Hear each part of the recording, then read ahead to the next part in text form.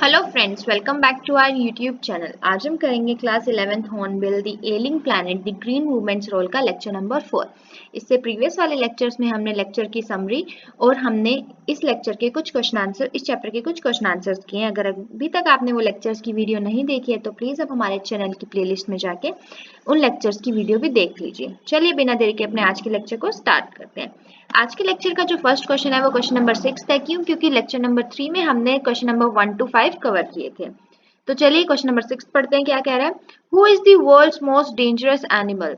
Why did they put a mirror inside a cage in the zoo at Lusaka? किसको दुनिया का सबसे खतरनाक जानवर बोला गया है? और लुसाका में जो एक केज है वहां जू उसके एक केज में मिरर को क्यों रखा गया है इंस्टेड ऑफ एनी एनिमल? तो चलिए इसका आंसर हमने चैप्टर में पढ़ा था, तो लिखते हैं। एज पर दी जू एट लुसाका, जो जू है लुसाका में, उसके according the world's most dangerous animal is human being. जो दुनिया का सबसे खतरनाक जानवर है वो कौन है? ह्यूमन बीइंग है। As he has swallowed all the natural resources of the earth। क्यों बोला गया उसको मोस्ट डेंजरस एनिमल? क्योंकि उसने अर्थ के जो नेचुरल रिसोर्सेज थे वो ऑलमोस्ट इतने बेरहमी से कंज्यूम करे हैं कि वो अब ऐसी पॉइंट पे हैं कि वो अब खत्म हो सकते हैं। Inside the cage there is no animal but only a mirror. Cage के अंदर वहां पे कोई जानवर नहीं है लेकिन सिर्फ एक मिरर है।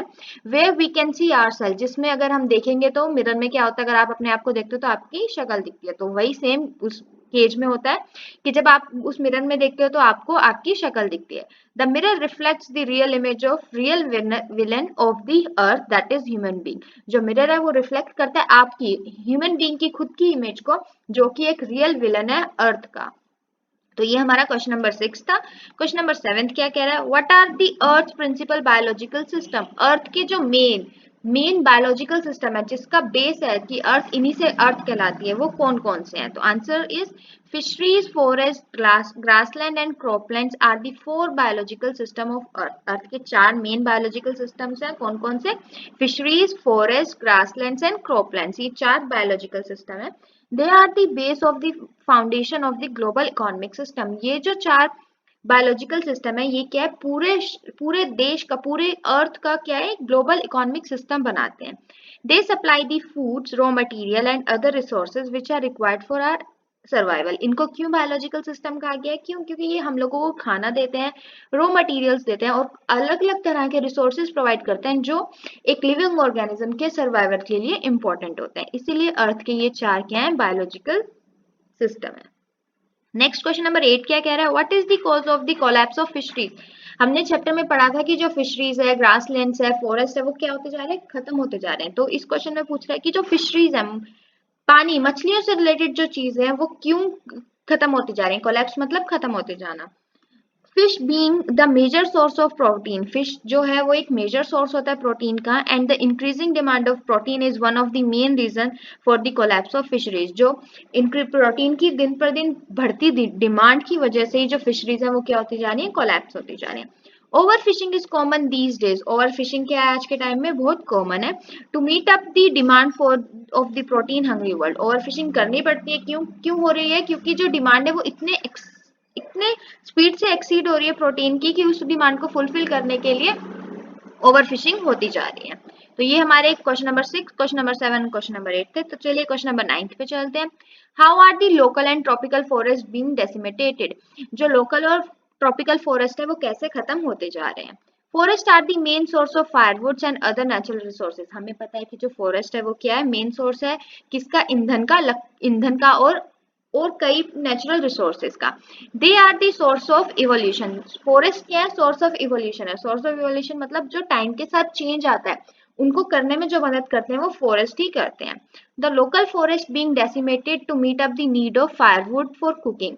जो लोकल फॉरेस्ट है, हर एरिया का या हर स्टेट का जो फॉरेस्ट है, जो एक एरिया के पास जंगल है, वो खत्म क्यों होते जा रहे हैं? क्योंकि वहां के लोग क्या कर रहे हैं? उनको अपने फ्यूल के लिए, लकड़ी के लिए, चूल्हा चलाने के लिए, उसको अपनी कुकिंग करने के लिए उसको काटते जा रहे हैं। और जो ट्रॉपिकल फॉरेस्ट है, and the tropical forest are being decimated to fulfil the need of fuel, wood and other activity. और जो ट्रॉपिकल फॉरेस्ट है वो क्यों कटते जा रहे हैं, क्यों खत्म होते जा रहे हैं? ताकि जो इंक्रीजिंग पॉपुलेशन की डिमांड है उसको क्या कर सके? फुलफिल कर सके। The rapid increase in population, जो पॉपुलेशन का एकदम से बढ़ते जाना and meeting demand of each and every individual, और हर व्यक्ति की डिमांड को फुलफिल करना is one of the main reason that our forest are being decimated.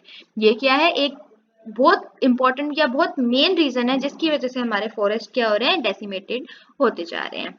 Question number 9 के बाद क्वेश्चन नंबर 10 क्या कह रहा है, forest precedes mankind, deserts follow. हमने चैप्टर में एक लाइन पढ़ी थी कि फॉरेस्ट क्या करते हैं, फॉरेस्ट से पहले, मैनकाइंड से पहले फॉरेस्ट आया है और फॉरेस्ट के बाद क्या आएगा, डेजर्ट आएगा। इस स्टेटमेंट को अब आपको एक्सप्लेन करने के लिए बोला गया है।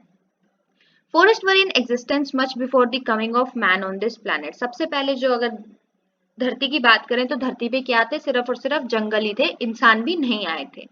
If we continue to cut the forest then our grassland and cropland will be converted into wasteland. अगर हम जिस स्पीड से अपनी जरूरतों के लिए जंगलों को काटते जा रहे हैं, अगर ऐसा ही चलता रहा तो जितने भी हमारे ग्रासलैंड और क्रॉपलैंड है वो एक वेस्टलैंड में कन्वर्ट हो जाएंगे।